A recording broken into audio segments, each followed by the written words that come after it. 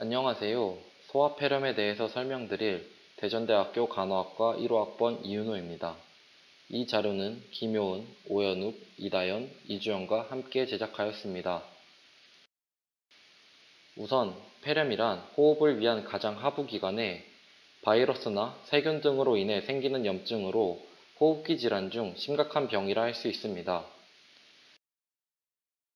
폐렴의 원인으로는 세 가지가 있습니다. 첫 번째는 바이러스입니다. 바이러스성 폐렴은 신생아를 제외한 모든 연령층에서 가장 흔한 폐렴입니다. 2에서 3세 아동에서 가장 많이 발생하며 그 이후에는 서서히 발생률이 감소합니다. 그리고 특히 추운 계절에 흔히 발생합니다. 두 번째는 마이코플라즈마입니다. 마이코플라즈마는 바이러스와 세균의 중간 크기의 미생물이라고 생각하면 되고 전체 폐렴 중 10에서 30%를 차지하고 5에서 12세 아동이 취약합니다. 그리고 가을과 겨울에 많이 발생하며 흔히 인구가 밀집된 장소에서 직접 접촉에 의해 전파됩니다. 세 번째는 세균입니다. 아이의 면역력이 떨어졌거나 만성질환이 없는 경우 말고는 잘 걸리지 않고 대부분 기도 윗부분 감염에 의한 합병증으로 발생합니다. 앞서 말씀드린 미생물로 인한 폐렴뿐만 아니라 기도로 이물질이 들어가는 흡인으로 인해 폐렴이 생길 수도 있습니다. 그 원인으로는 양수흡인이 많이 일어나는 신생아와 미숙아, 허약한 아기, 선천적으로 기도에 기형이 있는 아기, 의식장애, 잘못된 수유 방법, 잘못된 약물의 투약 방법이 있습니다. 또한 신생아의 경우 면역학적으로 방어 기능이 떨어져 폐렴에 대한 방어 능력이 떨어지고 임신 중 덜 익은 고기를 먹거나 고양이의 배설물에 노출, 단순 포진 바이러스에 감염된 어머니의 분만 과정에서 폐렴에 걸릴 위험이 높아지고 일반적으로 남자아이가 여자아이보다 더 많이 걸리며 저체중으로 태어나거나 사회 경제적 수준이 낮은 경우 그 위험이 증가합니다. 폐렴의 증상으로는 감기와 비슷한 증상에서 열이 나고 호흡곤란이 나타나는 것이 특징입니다. 그리고 그 증상들은 대부분 점진적으로 나타나지만 세균성 폐렴의 경우 갑자기 심각하게 나타날 수 있습니다. 1개월 이상 아동은 일반적으로 기침을 하며 소아는 숨을 쉴 때 날카롭게 베이는 듯한 통증이 있고 그 통증은 기침을 할 때 더 심해집니다. 폐렴에 걸리면 기침과 가래가 생깁니다. 바이러스성 폐렴의 경우에는 초기에 분비물이 없을 수 있습니다. 그리고 원인에 따라서 미열에서 40도가 넘는 고열이 나타날 수 있습니다. 그리고 아이가 숨쉬기 힘들어하며 1분에 50에서 60회 정도 빠르게 숨을 쉬고 코가 벌름거리며 갈비뼈 사이가 들어가는 것을 보입니다. 아이가 숨을 쉴 때 쌕쌕거리거나 그렁거리는 소리가 들릴 수 있고 피로하고 무기력하며 입맛이 없어지고 세균성 폐렴의 경우 구토와 설사를 동반하며 탈수 증상이 나타날 수 있고 복통을 호소할 수도 있습니다. 이러한 증상을 보이며 심한 호흡곤란이 보이고 창백하고 잘 때 무호흡이나 그렁거림이 보이고 탈수로 인해서 입과 혀가 건조하고 아이가 울 때 눈물이 나오지 않는 상황에서 물이나 음식 섭취가 불가하고 원래 심장과 폐에 질병이 있거나 폐기종 등의 합병증이 있을 경우 즉시 병원을 찾고 입원을 해야 합니다. 그리고 폐렴은 다양한 합병증을 동반합니다.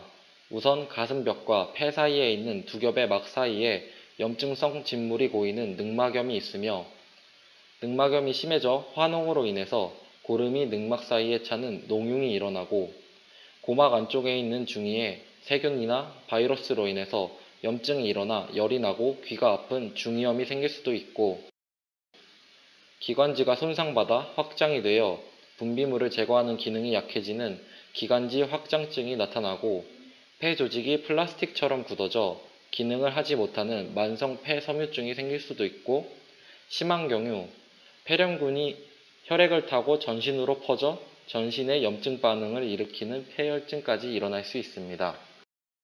이렇게 무서운 폐렴을 예방하는 가장 좋은 방법은 무엇일까요? 바로 예방접종입니다.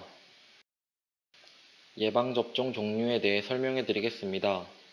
폐렴구균 백신의 효과는 평생 지속될 수도 있지만 고위험군 아동은 5년 후에 재접종하는 것을 권장합니다.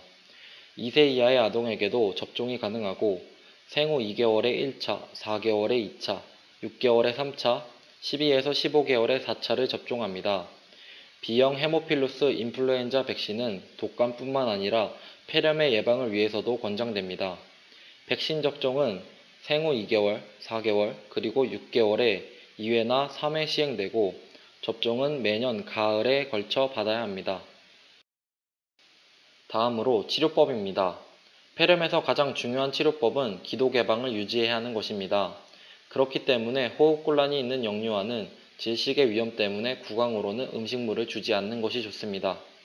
효과적으로 기침을 할 수 없는 어린이는 분비물 흡인을 막기 위해 벌브 시린지나 석션 기계를 이용하여 분비물을 제거하여 기도를 유지시킵니다. 두 번째는 높은 습도의 환경과 충분한 산소를 제공해야 합니다. 그 방법으로 차가운 증기로 채워진 안개 텐트를 사용할 수 있습니다. 차가운 증기는 기도의 부종을 감소시키고 분비물을 묽게 할 뿐만 아니라 체온도 하강시킵니다. 그 대신 젖은 옷과 혼이불을 자주 갈아줌으로써 오한을 예방해 주어야 합니다.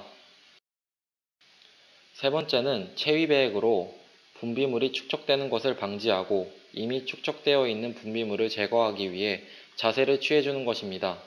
아동에게 가장 편한 자세는 앉은 자세이며 호흡을 촉진시키고 분비물의 배출을 돕기 위해 체위는 옆으로 눕히는 등 2시간에서 3시간마다 바꿔주어야 합니다. 네 번째는 타진법과 진동법입니다.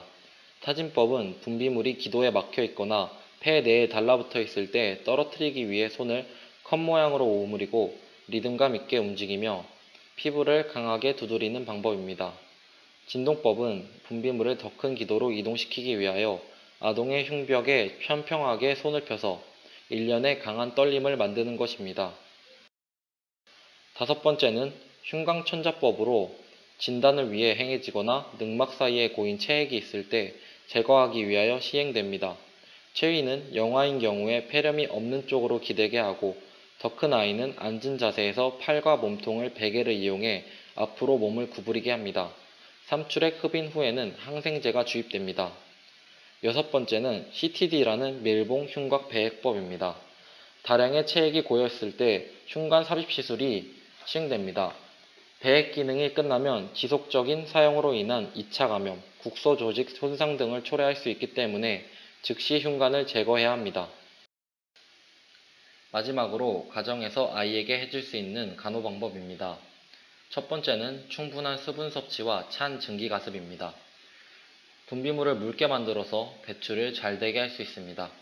두 번째는 기침을 격려하도록 아동을 도와주는 것입니다. 지지를 위해서 베개나 손으로 배를 둘러감싸고 기침을 하도록 도움을 줍니다. 세 번째는 집안에서 담배를 피지 않습니다. 간접 흡연은 폐렴에 아주 안 좋은 요인이기 때문입니다. 네 번째는 숨쉬기 편안하도록 베개를 이용하여 머리를 약간 높여주는 것입니다. 다섯 번째는 아이가 조용한 환경에서 충분한 휴식을 취할 수 있도록 해주는 것입니다. 아이의 정서적, 신체적 긴장을 완화하는 데 도움이 될 수 있습니다. 여섯 번째로는 해열 진통제를 사용하여 열과 통증을 완화시키는 것입니다. 그리고 기침약을 처방받았다면 의사의 처방에 정확하게 따라야 합니다. 이상으로 폐렴에 대해 알아보았습니다. 감사합니다.